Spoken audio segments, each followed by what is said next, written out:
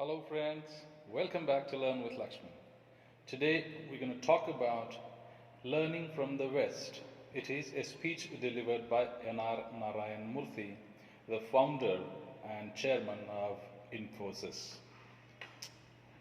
The speech Learning from the West was delivered by Narayana Murthy when he received Lal Bahadur Shastri National Award for Excellence in Public Administration and Management Sciences in 2001 from the Lal Bahadur Shastri Institute of Management. In this speech, as the most successful businessman in India, he argues that Indians need to incorporate certain Western maxims into their value system. Here, the author has spoken decisively about the role of Western values in contemporary Indian society. Some of the lessons he has learned from the West regarding values are applicable to the Indian society also. Here, the writer dwells on some of them. These are respect for the public good, accountability, intellectual independence, responsibility to the community, dignity of labor, acknowledging the accomplishments of others, professionalism, and respect for the contractual obligations. Let's have some information about the author, that is N R Narayana Murthy. Nagavara Ramarao Narayan Murthy was born in a middle-class Kannada Madhava Brahmin family on August 20, 1946 in Mysore. Since his father was a high school teacher, the financial condition of the family was very poor. Narayan Murthy completed his school education from a government school and then pursued his BE degree from the University of Mysore and postgraduate degree from IIT Kanpur. He is an Indian IT industrialist and also the co-founder of Infosys, a multinational corporation providing business consultancy in technology, engineering and outsourcing services. Narayan Murthy is married to Sudha Murthy, who is an engineer, a social worker and an accomplished author. Narayan Murthy always raises his voice for various social issues in the country such as elections, education, unemployment, poverty, etc. Narayan Murthy initiated his career as a chief system programmer at IIT Ahmedabad. Later, he joined Patni Computer Systems, Pune. In 1981, Narayan Murthy founded Infosys with 6 other people. He served as the CEO of Infosys for 21 years and later was succeeded by co-founder Narayan Nilekani in March 2002. Infosys became the first company to be listed at NASDAQ in 1991. In 1996, he opened its office in Europe, Milton Keynes, UK. In 2002, it was recognized as India's most respected company by the Business World surveys. He has received a number of awards. The Asia Week magazine reckoned him amongst the 50 top most powerful men in the year 2000. He was honored with Padma Shri by the President of India. In 2001, the University of Pennsylvania awarded him the Wharton School's Dean Medal. He was also honored with the title Asia's Businessman of the Year by Fortune magazine in 2003. In 2008, he was felicitated with the Padm Vibhushan by the President of India. Let us try to reproduce the actual speech of N R Narayana Murthy. The title of the speech is Learning from the West. I'm going to read out the speech of Narayana Murthy for you first. The role of Western values in contemporary Indian society is a subject on which I have pondered for years. I come from a company that is built on strong values. Further, various stakeholders of our company, including employees, investors, customers, and vendor partners, come from across the globe. In this context, over the years, there are several aspects of the Western value system that I have come to appreciate. Moreover, an organization is representative of society, and some of the lessons that I have learned from the West regarding values are, I think, applicable to us as a nation. Here are some of them. Respect for public good. Indian culture has deep-rooted family system. Parents make enormous sacrifices for their children. Children consider it their duty to take care of aged parents, and marriage is held to be a sacred union with husband and wife bounded for life. Unfortunately, our attitude towards the community is very different from our attitude towards the family. Although we keep our homes spotless, when we go out, we do not think twice before littering. On the other hand, parks in the West are generally free of litter and streets are clean. We are also apathetic about community matters. We see serious problems around us but behave as if they are someone else's responsibility. For instance, all of us are aware of the problem of drought in India.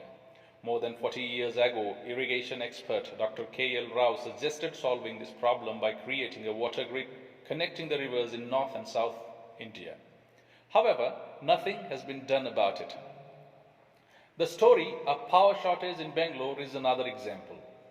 In 1983, it was decided to build a thermal power plant to meet Bangalore's power requirements. Unfortunately, we have still not started it. 5 years ago, because of the constant foreign travel required in some software industry, I suggested a 240-page passport to the government so that frequent visits to the passport office are avoided.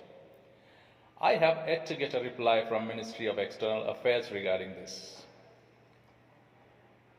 Could the reason for all this be that we are ruled by foreigners for over 1,000 years and come to believe that solving problems was the responsibility of foreign ruler, not ours? In the West, individuals understand that they have to be responsible to their community. They care for their society and they sacrifice for it. Further, they solve societal problems proactively. This is where we need to learn from the West. Successful societies are those that harmoniously combine loyalty to family and loyalty to community. Acknowledging the accomplishments of others. In my extensive travels, I have not come across another society where people are as contemptuous of better societies as we are, with as little progress as we have achieved. This attitude, incidentally, is nothing new. Al-Biruni, the noted Arabic logician and traveler of 10th century who spent about 30 years in India, referred to it. According to him, most Indian Pandits considered it below their dignity even to debate with him. In fact, on the few occasions when a Pandit was willing to listen to Al-Biruni and found his arguments to be sound, the Pandit invariably asked the Arabic philosopher which Indian had taught him. If we want to progress, we must listen to and learn from people who have performed better than us. Accountability. Another attribute we must learn from the West is accountability. There, you are held responsible for what you do irrespective of your position. However, in India, the more important you are, the less answerable you become. For instance, a senior politician once declared that he forgot to file his tax returns for 10 consecutive years and got away with it.